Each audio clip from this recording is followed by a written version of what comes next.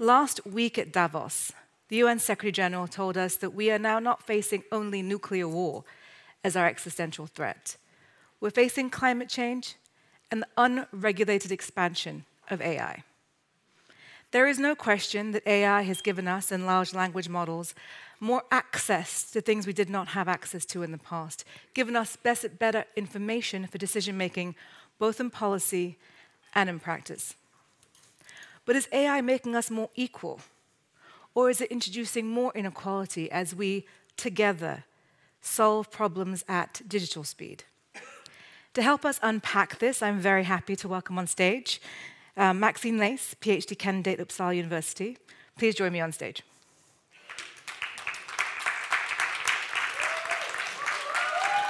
I like that. We can have, please stand up and cheer as well.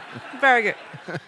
Frederick Heinz, Professor of Computer Science, Linköping University.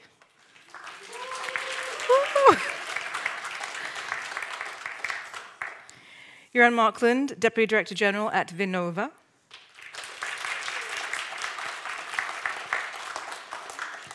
And Sylvia Schwag-Söger, President of the Royal Academy, Swedish Academy of Engineering Sciences and Professor at Lund University.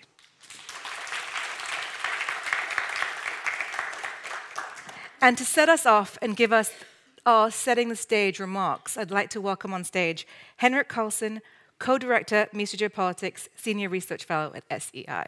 The stage is yours. Thank you, Arati. Thank you. So, thank you so much, Arati, for the introduction. I'm glad to see the panel. I get the privilege to introduce the topic. So, Mistra Geopolitics has gone on for 2 phases. When planning for the second phase, we introduced a new topic in the research program, which was about emerging technologies.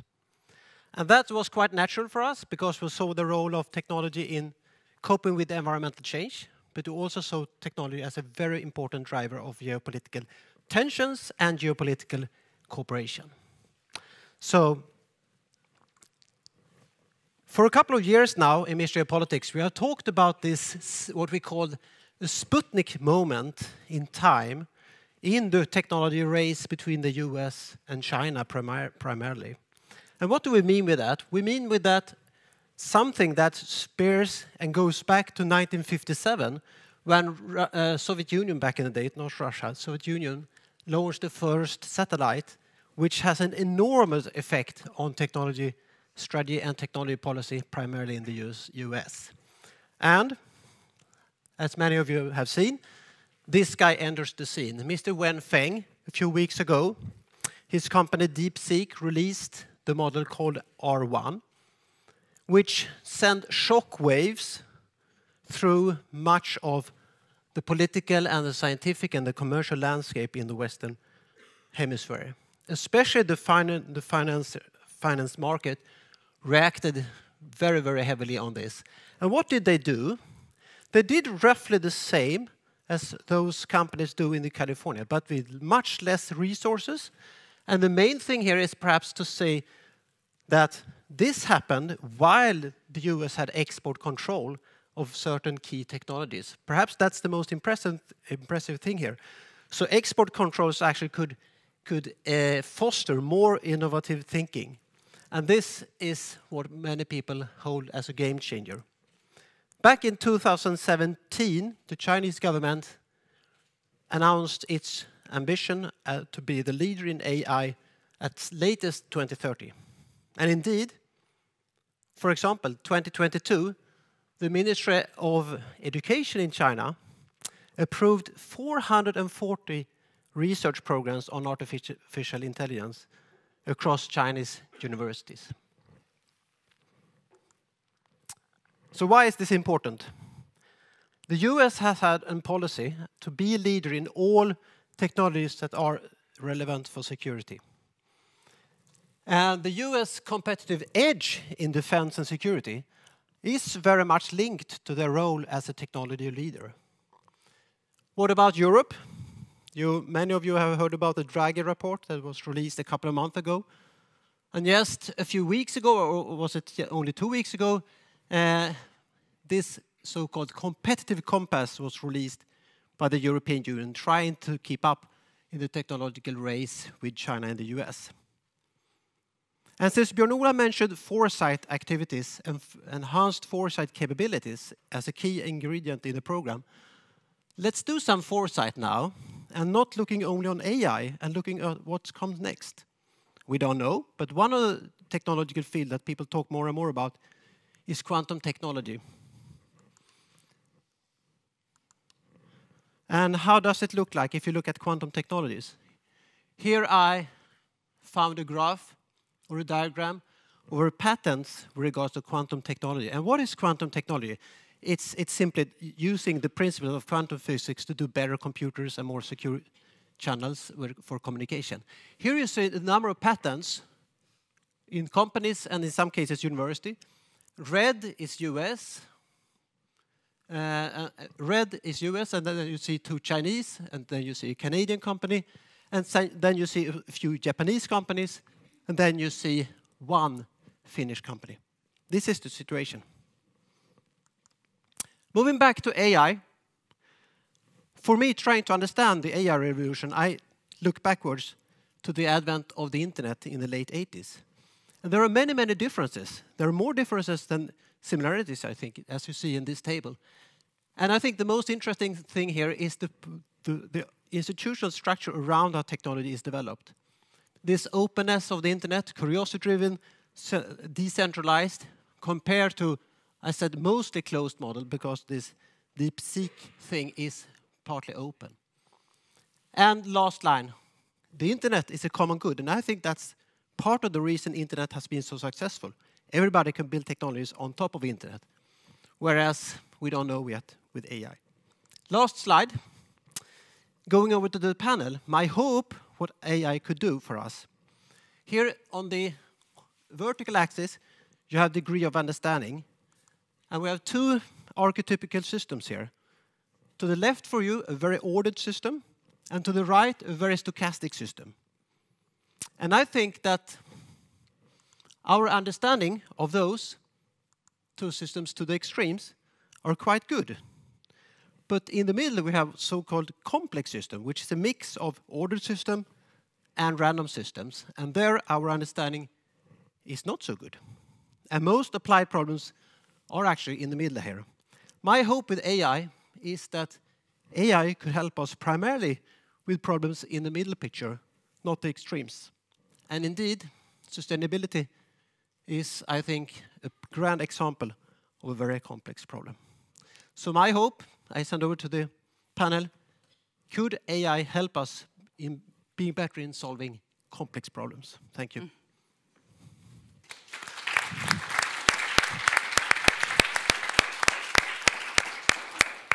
Thank you very much. And of course, that sets the stage very high and the expectations very high. But I want to come to you, Sylvia, to start, because of course, we've heard throughout the day so far about looking back in history as we take steps forward. Putting this in context and understanding, change is the only expected outcome. Disruption is not so new. Tell us, from your perspective, where does this AI revolution sit when we look back, let's say 3 or 4 decades? And thanks a lot. It's a pleasure to be here. And if you allow me, I'll actually look a little bit further back than, but I'll be brief, than a few decades. So my PhD is in economic history. And I'm, since October, the president of the Royal Swedish Academy of Engineering Science. I don't think I'm not the first woman, but I think I'm the first economic historian to be a president of this society. And I think it says something about the times that we live in. So when you look at economic history, there's a very famous technology historian called Carlota Perez, and she talks about technology surges. And there have been about 5, she would say, throughout history. Everything from like the steam engine to electric power and so industrial revolution. So she identifies 5 what she calls technology surges. And the thing about these surges is that they fundamentally and violently disrupt not just economics, but societies. And that actually, the interesting thing is she has a table where she can show where these technologies were developed and who actually managed to harness the forces of the technology for their own benefit. And that gives us hope, I think, because it shows that it doesn't have to be in the place where the technology is developed, that has to be the country or the region that benefits most from the technology. But so the first point, and I think we are at this moment, Henrik called it a Sputnik moment, I definitely think we're at this moment where AI, and you could argue, is an extension of digitalization, because the other thing that other historians tell you is that it takes about 50 years for a technology to reach its fully disruptive potential. So if we view AI as a continuation of digitalization, we're sort of at this point of this maximum disruption. And I think we are really struggling. I think that the potential of the technology exceeds our imagination, and it definitely is sort of exploding our institutional frameworks and our political systems. So I think this is something we sort of have to wrap our heads around when we're trying to figure out what this technology means. But that's my first point. My second point, which I think is really closely tied to the Nobel Prize in Economics this year, which really talks about the importance of inclusive institutions. That technology is nothing without the institutions that frame it. And with institutions, I would say, technology is framed by markets, politicians and governments, institutions and regulations, and incumbents. And our problem, and I think this is particularly a problem for Europe, I would say, we talked about this during the break, is when you have markets that don't price externalities properly, when you have politicians and governments that tell you that we can continue to live the way we always have, and when you have institutions and regulations that are conserving and backward-looking, and finally you have incumbents that are defending existing business models, we are not likely to get to where we need to get, to where Henrik wants us to get with this technology. So I think we're in for a really rough ride, and I'm just going to finish off with the link to sustainability, because this morning I was talking to my colleagues at the Engineering Academy, because I've been sort of trying to think about what to say here, and when you Google AI and sustainability, it's all about the potential of AI, the promise of AI. But if you look about what AI is actually being used for, currently, a huge amount is for military. Another huge amount is for these old business models, right, that don't price in sustainability, so making money as quickly as possible at the expense of social and environmental sustainability. So I'm getting a little tired. I think we need to understand that we cannot keep on talking about the promise of AI if we don't regulate, if we don't get the markets, the institutions, the governance, and disrupt the incumbents to make sure that we can actually channel AI towards sustainability, because that's not what it's being used for today. And then we haven't even talked about the huge energy demands of AI. Right? So I think we really need to start having these conversations and understand, as Bruno Latour said, technology is society made durable. And right now, we don't want this disruptive technology to make our current society durable, because then I think we're in deep trouble. So, and my final point is, why is Europe behind? Maybe we can get back to that, but that would be sort of my opening. Thank you so much. Just as a disclaimer, I will not be asking about water. The concept of AI and the data centers and what that does in terms of energy intensity, if you want to ask it, please ask it. It will not be asked of the panel today. But I want to give you a beacon of light with Maxine. Because, of course, Maxine, with machine learning and, of course, the possibility of AI, is harnessing this technical revolution. You're actually taking in the data points that you need to actually make societal change. Tell us about the machine learning model that you've developed, and if you could also comment on where your limitations and challenges come to when you're looking for good data. So in my PhD, I've been working a lot with machine learning, mostly with random forests, but also some more developed models like XGBoost models. And the aim of the PhD was, on the one hand, to produce forecasts of refugee outflows due to conflict, but also looking at how different climate impacts affect these numbers. But then a second aim was also kind of in line with what Henrik was talking about, using these machine learning models to also get a better understanding of these complex systems. And there, with a co-author together, we have a paper where we look at migration in Bangladesh. So we basically look or apply machine learning models to better understand the probability of households in Bangladesh migrating due to experiencing different types of adverse climate impacts, including floods and droughts, in combination with violence. So in Bangladesh, we mainly look at electoral violence, violence that is targeted more specifically, but then also more state-based violence. And what we do there basically is that we apply these machine learning models to data that we have on the household level from Bangladesh and see whether we can improve our predictability of household members migrating by including these variables, including household features, but also including the adverse climate impact features and violence. And what we see, first of all, is that we can increase our predictability. But then I think what is important as well is not to see these machine learning models only as these black box model tools, but also better understanding what leads to these predictions. And I think there goes a bit into your question, what you asked about the data. So first of all, right, like our predictability or our predictions are only as good as the data is. So if we put garbage into our model, we'll also get garbage out of our model. Studying social processes and complex contexts, we know that data quality is oftentimes very low. So I think it is particularly important then when we apply these machine learning models to also see whether the predictions that we get, even if the accuracy might be quite high, actually capture, for example, these signals that are due to flood or violence, rather than it might just pick up some artifacts from our data.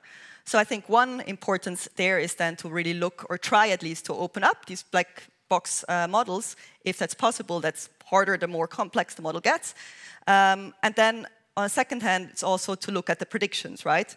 So if I see, for example, so we can kind of disaggregate our results, and then if I see predictions that do not make sense for me, it's, for example, also important to look at qualitative data and make sense of my results. And I think that goes there also into this kind of question whether like the data is only as good as the data we have, but we can use contextual knowledge also to maybe reformulate our models and improve the data that we put into our models. So I'm going to ask you a follow-up question because it touches upon what you said, but I want you to unpack it a little bit more. You said the more complex the model, the harder it is to change, so the stronger lock-in that you have. Whereas the less complex, you can look at your qualitative data and maybe restructure the model. What are the dangers in that when you look at things like you're looking at extreme weather events, predictive analysis, and potentially policy decisions? So I mean, the models that I'm working with, like random forest model, right? Like these are also already complex compared to a statistical model where you can clearly define, like I have these variables, I want to look at these interactions.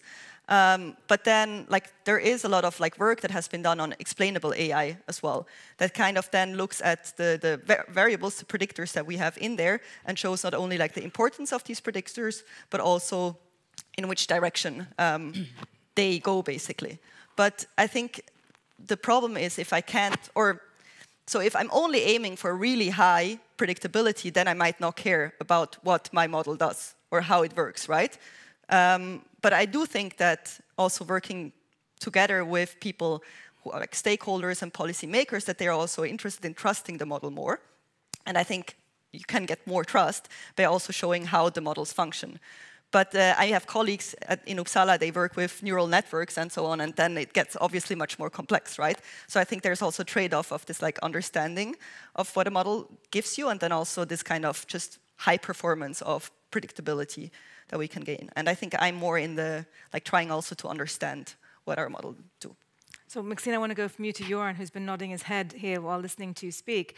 When it comes to regulating this, how do you foster this? How do you create the incentives, the levers, and the boundaries? You're working, Vinnova's working, of course, on the strategy technology review, and you've identified 6 areas for Sweden's competitive advantage, and AI, of course, is one of them.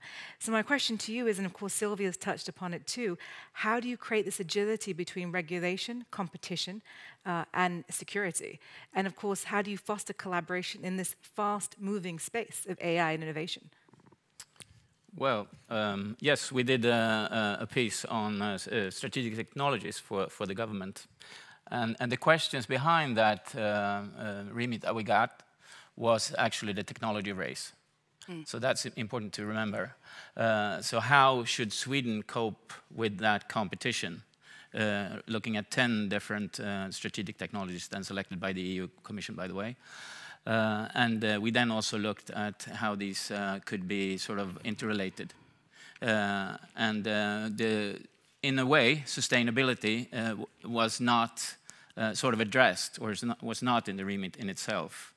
Although you could say economic competitiveness is part of it, but it was also security in the background. So that is important to remember, I think, because if we go back to the main question here about sustainability, then I think you need to do exactly what Sylvia did, to take a look at how our institutions would be capable of managing the transition. And we didn't look at that, but the AI Commission did. So in the AI roadmap, there are some bold proposals of how would you see it, Joanna, like looking at it now, from where you sit now, and what has come out previously, what Sylvia's put on the table, some of the questions today. Yeah. What do we need to keep in mind when we're looking at competitiveness, collaboration, when it comes to AI, with a focus on sustainability and where we need to go, like Maxine said? Well, if I take an economist perspective, I'm an economics historian, by the way, too. But then I would say how the incentive structures are actually, developing. And now it doesn't look that anything is really going the sustainability way. Either in the climate sort of direction, or climate change, or social. And AI is a powerful tool. It's going to transform every aspect of our society, most aspects of our lives. So we have to deal with that transformation and use it wisely, and we don't have the institutional settings for that. Yeah. We don't have I wouldn't put regulation at the forefront. I would put, understanding, managing, and doing things that sort of connects, getting synergies between different, if we talk policies, policy areas, which they don't nowadays. We're completely unapt to do that as it is, and that's where these suggestions come in, where they talk about regulation in the AI roadmap. But not as, regulate now, but understand what kind of values do we need to deal with or aim for, and then maybe regulate some of the uses rather than the technology. I think Frederick wants to come in there, but I think what you say in terms of incentivize and create policy networks to work together. Frederick, in addition to what you want to say, these large language models, and also what Maxine is talking about needing more information, how do we work to foster and develop what Joran is asking for, which is competition in a strategic, trustworthy, secure manner, when you have this expansion, this proliferation of models every day, of actors every day? How do you work with this unintended consequences? So, I wanted to talk about this regulation, because I think there are a number of issues. So, first of all, I think if we have regulation without enforcement, it means that you create regulatory uncertainty, which favors those that are willing to take risks, which means that there will not be the Europeans, that we are not willing to take risks. We will do the opposite. We will do everything to try to achieve the regulation that no one really understands what it says, which means that we're putting the threshold so high that it's basically impossible to reach it.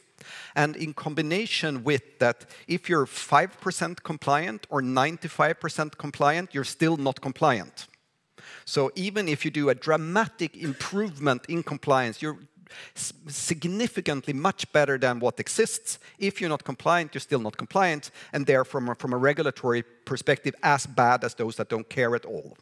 I think that's another one of these challenges where we, of course, want to build, compliant and sustainable and trustworthy AI systems, but we also have to realize that we may have set the bar too high, and what we need to do is to improve over time, and then hopefully we will reach that point at some point. But right now, we're basically setting the bar up here while we're down here, and we're not managing to do anything.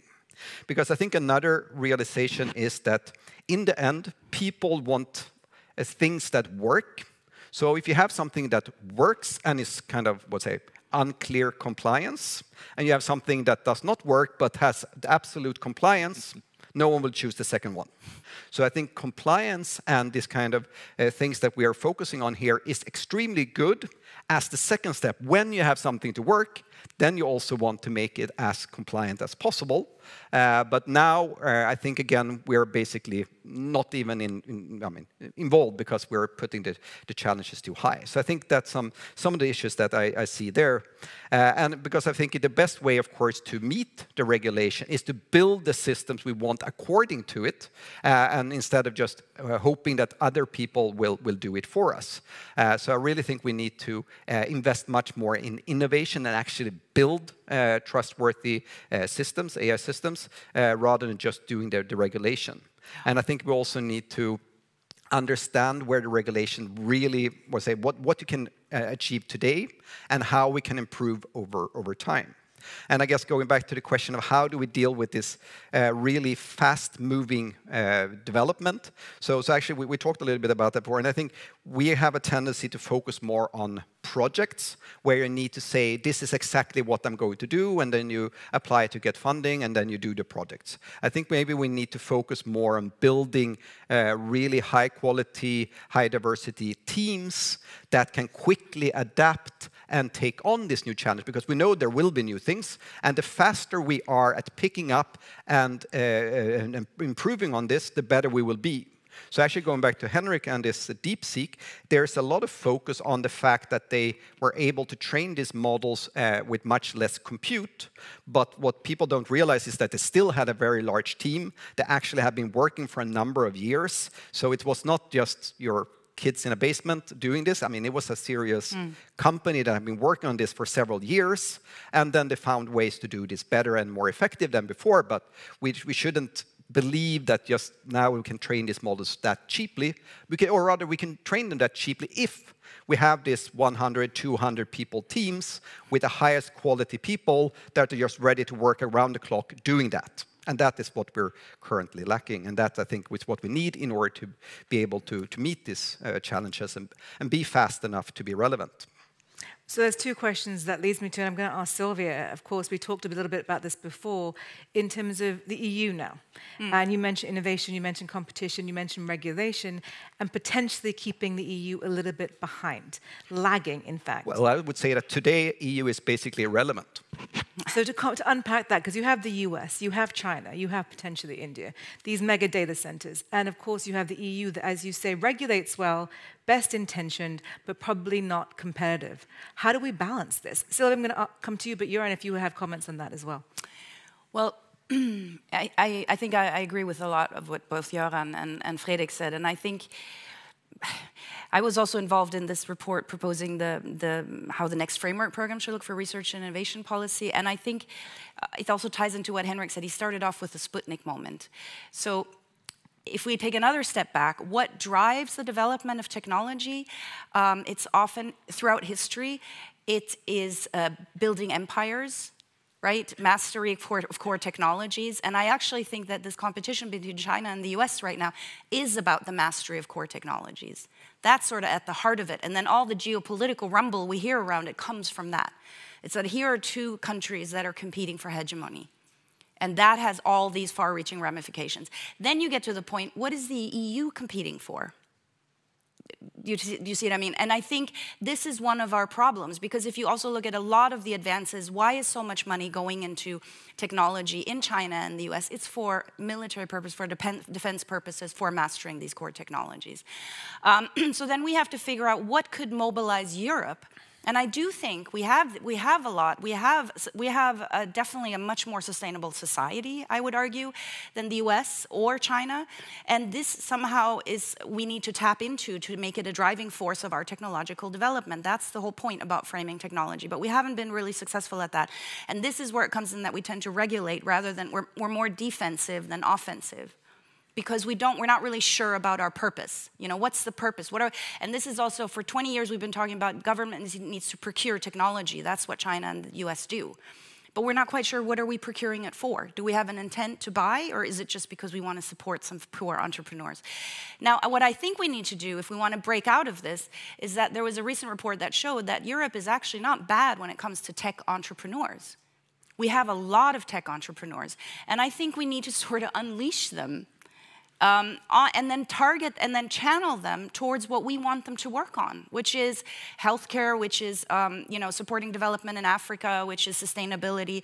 These are all demands and needs that have not been valorized in a way, that have not been sufficiently priced to be a driver. So I think that there's something here that we need to do, but we definitely, right now, I'm worried about, as you said, Fredrik, we spend too much time on the regulation and we spend too little time on actually, let's talk about AI security, but not from a regulatory perspective, but actually from a solution perspective.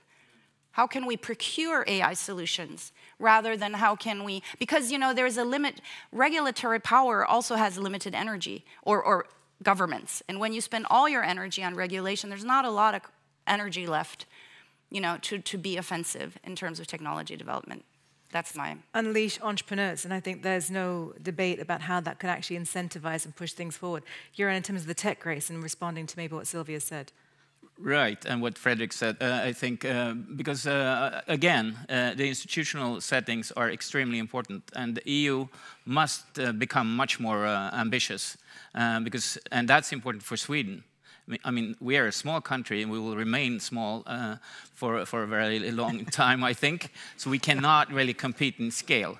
But so the EU is important for us, and it needs to, get it down. Leaving that, then we have these institutional reforms, transformations, I would say, that would need to happen in sort of how our societies work.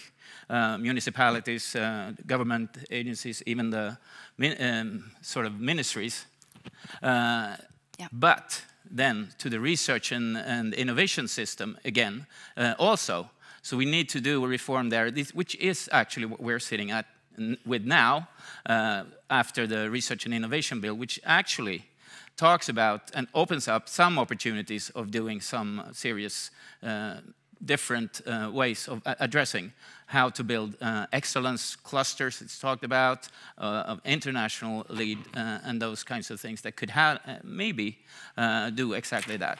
In that case also, excellent research and tech infrastructures are extremely important, so we need to be able to make those investments.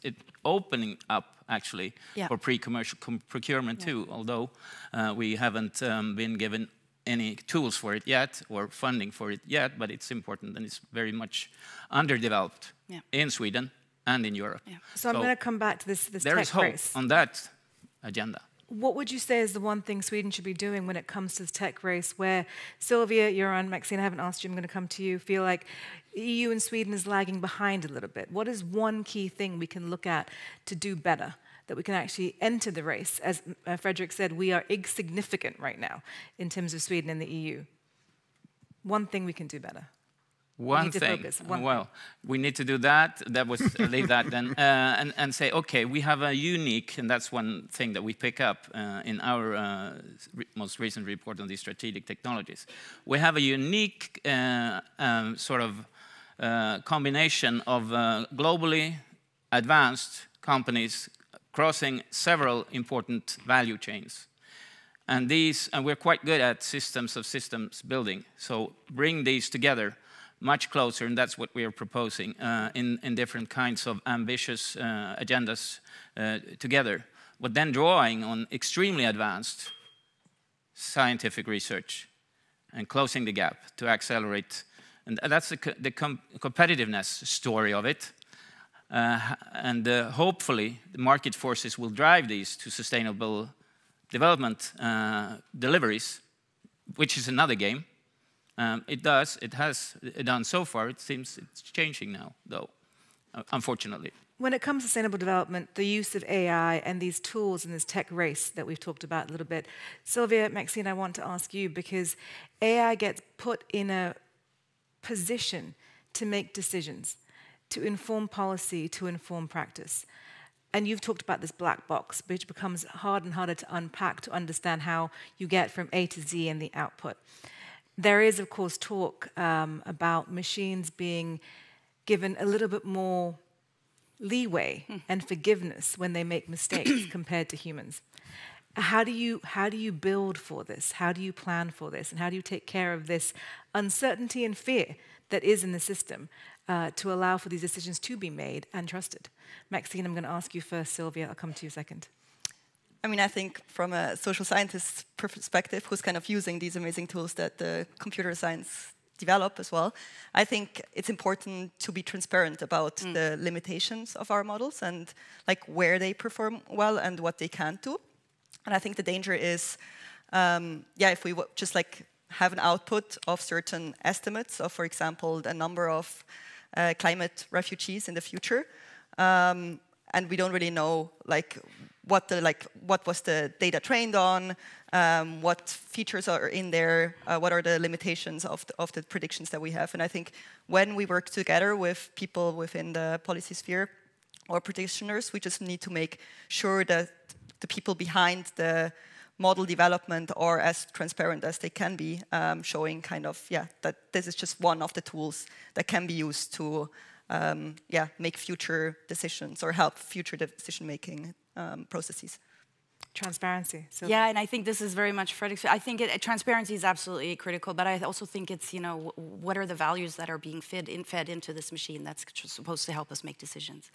And I think that's one of the big problems. That's why I think a lot of us have been arguing, how do we develop European large language models, or how do we make sure that when we use AI and then when we rely on AI to provide advice, we are sure that that the values it's been programmed to have actually are the ones that we share. And this is just an anecdote. On the plane yesterday, or from Brussels, I was reading Die Zeit, and this German newspaper had sort of asked both ChatGPT and Claude on the one end, and then DeepSeek, what characterizes a good daughter. And ChatGPT and Claude, I think, said she helps out in the household.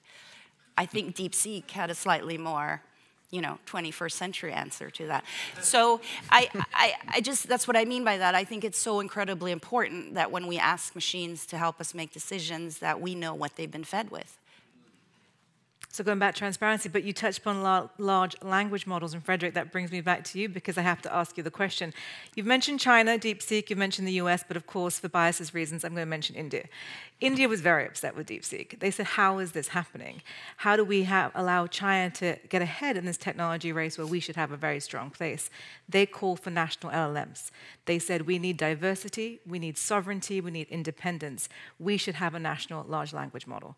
And to do this, we need to have the right policies in place, the right money in place, the right investment. So my question to you, Frederick, but of course the panel can please chip in, does Europe need a large language model? Yes. I mean, that's very clear. I mean, I think we just saw an example. I think what we need to realize is that these models, they reflect basically the implicit values in the data they have been trained on, which means that by training them, you're basically creating, you're capturing, or not capturing, but you're trying to distill the culture behind it. And if we want models that reflect our culture, our values, we need to do them ourselves. And I think there is a lot of focus on the language, whether these models can speak or generate, say, Swedish or French or German, whatever. That's not the point. It's not that generating grammatically correct sentences. That's quite easy. What's important is what's the content, what's the semantic content of these sentences. That is where the difference is. And that's why it's so important that we do it. But then we do come to this regulation. So I lead a project called Trust LLM, where we're trying to build trustworthy and factual large language models. But then we try to do it in a compliant, legal way. And then we say, OK, now let's collect data. And then it basically stops because it's so difficult. And the challenge here is really mostly that for most data sets, it's that no one really knows. Maybe you're allowed to use this, maybe not. And to get a clear answer, yes or no, for this data set is extremely difficult. And you can ask different lawyers, and then you get different answers for the same data set. So it's not really that, we want to use all this bad data. It's more, we just want to know what we're allowed to do and not. So getting this clarity, that would be a major enabler. Clarity in the data sets for the yes. LLM. But yes to LLM. I know Sylvia has a different point of view, but Johan, I'll come to you second.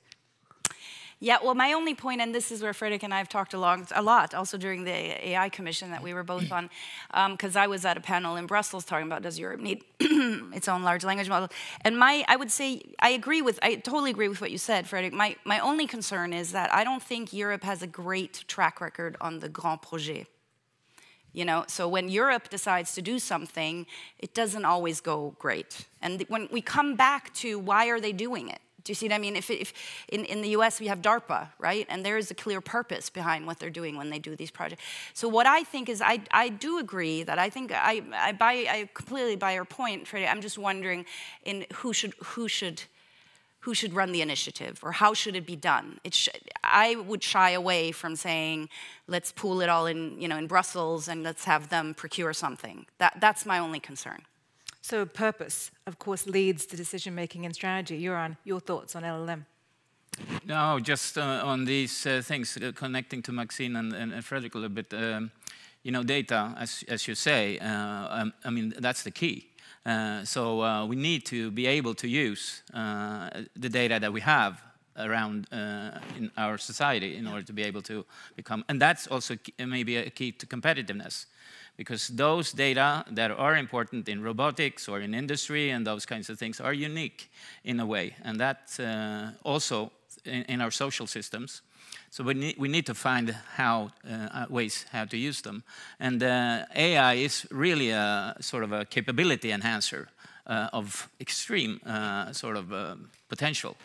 So we used actually an AI platform when we did this recent analysis.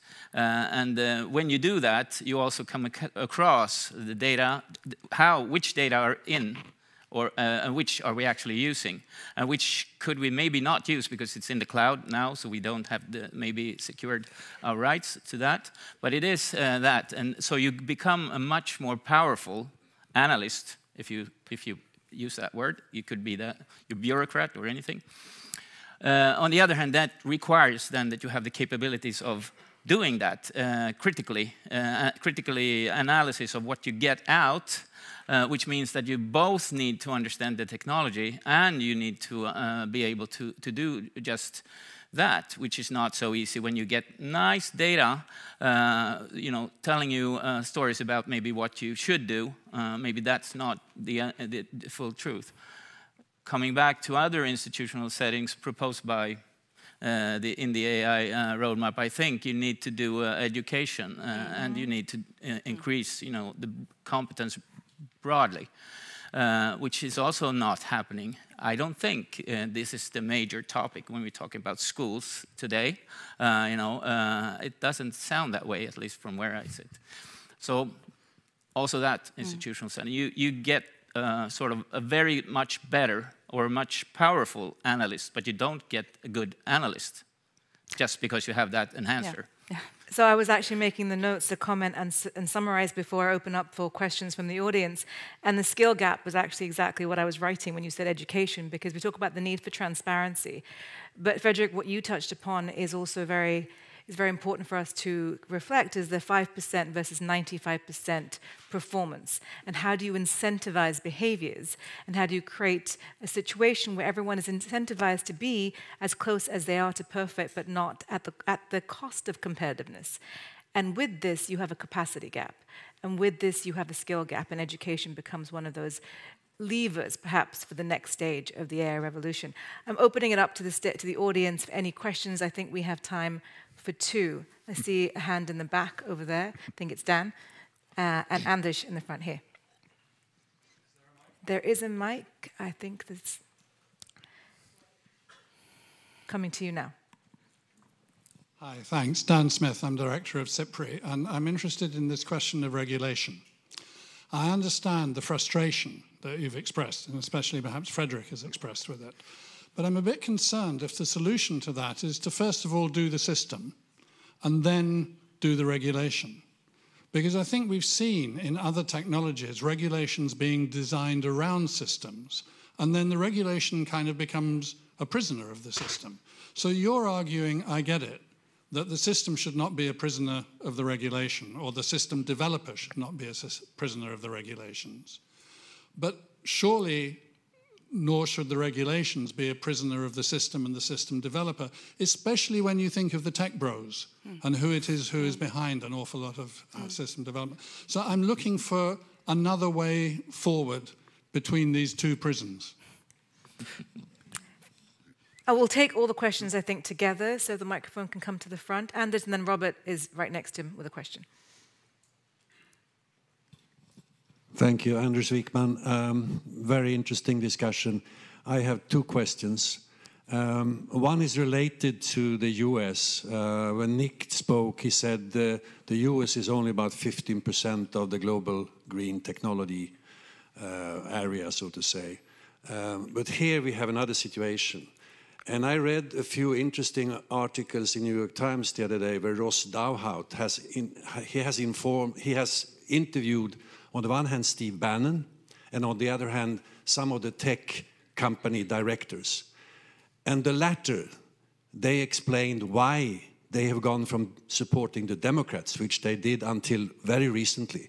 And that was precisely because they felt that the Biden and a possible Harris administration would be too much in control, trying to regulate, and that's why they abandoned them. And now they are happy with Trump, and they look forward to an unregulated technology boom, so to say. So I would like you to comment on that, because if that is going to happen, what the hell will it matter what we do in Europe?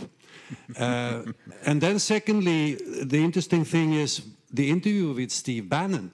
He hates the tech moguls, and he says they are dangerous. We have to break their neck. So we have in this camp behind Trump, we have on the one hand, we have Bannon and all these guys, and then we have the tech bros. So I don't know what's going to happen, but I thought it was extremely interesting. Not a word in Swedish media so far. But read it. New York Times opinion. The other question is, I read an interview with John Elkington yesterday, and he had been to a seminar with Rethink X, and their prediction for the labor market was rather sinister, that robots will take over within 5 to 10 years, and it will be massive in terms of our employment. So please, a comment. So actually, I think we're going to stop there, Robert. We'll come to you in a second because it's quite a lot to unpack. Yep, so Fredrik, we'll start. Yeah, so regarding regulation. So first of all, I'm not against regulation. So the point is that if we set the bar so high that we don't even reach it, then we will use this. So basically today, if we cannot build systems that are compliant with our regulation, we are basically forced to use other systems that are probably much worse. So in some sense, that's why I mentioned this with enforcement. So as long as we allow these other models, which probably are much worse than what we can do, then we are just stopping ourselves from making better systems than today, even though they might not reach all the way. And I have an example of that. So I talked to a security officer at a large Swedish company, and said that he was actually against that they had added so much security compliance rules because it made it so difficult that people no longer could follow it, and they just used it as a checklist and said, oh, well, we just check things. So he argued that it actually reduced security because it was too much. So I think the point is that we want to gradually improve the regulation, and we want to, over time, make better and better and better systems. And of course, I don't think we should remove the regulation, but rather strive to always improve rather than to expect perfect from the start. Before I come to you, I'm going to ask you, Fredrik, to what end? Is that competition? Is it trade? What are we doing this for?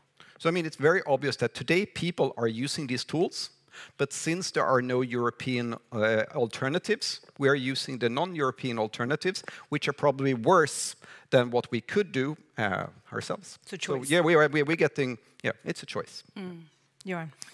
I think these two questions are extremely good, and I think you need to. It's easier to say than do, actually, to embed sort of the regulatory power in the development of how to manage, how to support, how to incentivize technology development. So then again, coming back to those institutions, really don't exist, or they are very badly developed.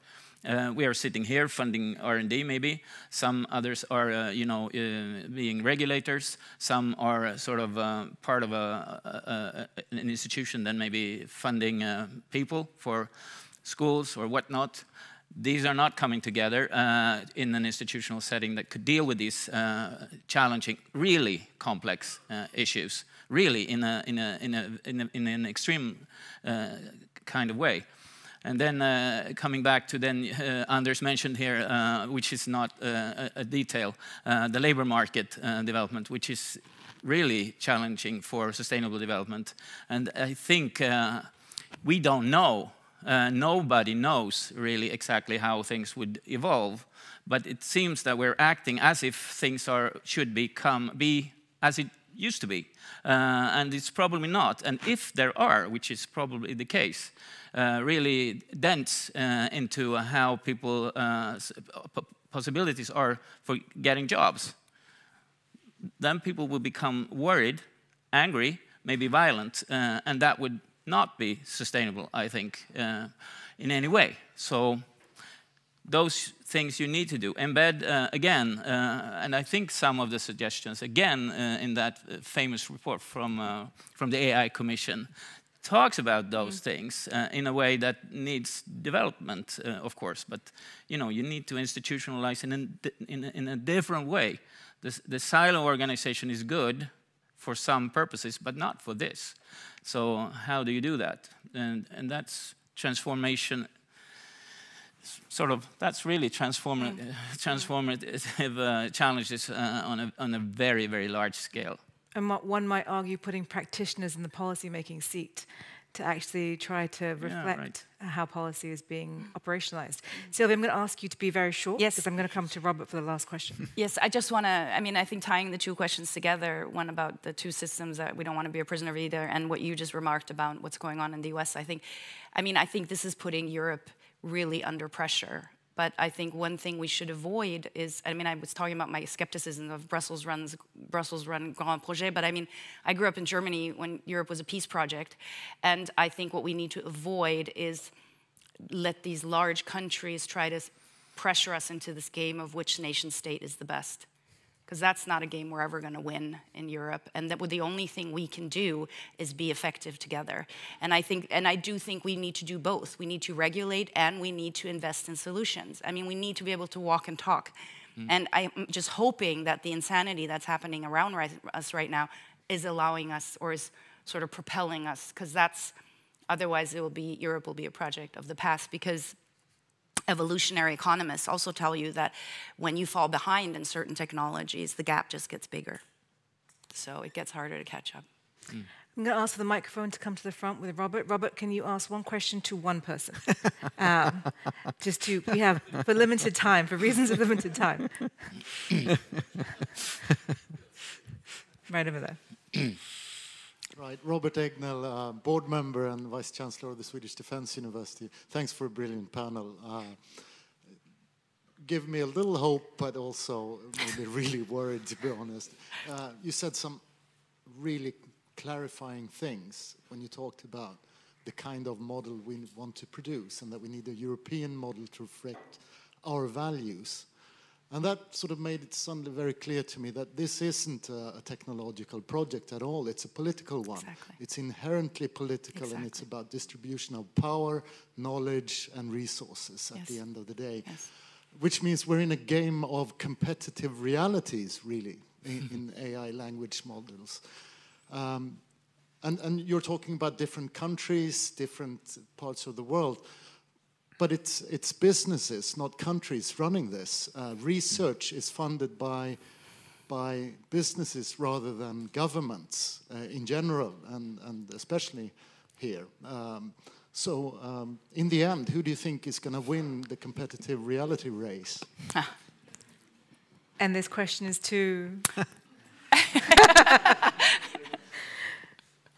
Any volunteers? Well... Who is going to win? I think we need to... rise to the challenge. Right. That's the only thing I think we can do. But I think, I think we have to realize, I don't think it is a zero-sum game.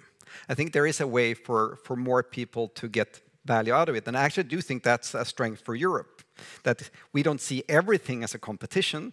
We can actually collaborate. And I think now with the current situation in the US, I think they will also put pressure on the rest of the world to collaborate.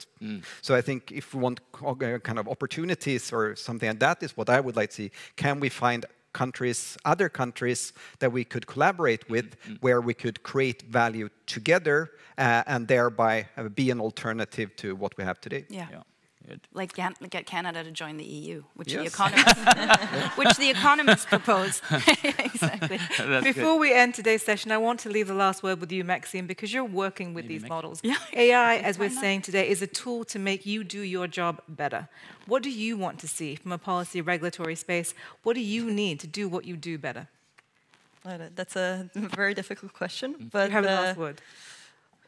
well, I guess what I need to do my work better is, get a better understanding of the model. So I think from a researcher's perspective, it's a very different perspective than we've talked about here. And I think this has been very interesting for me and valuable.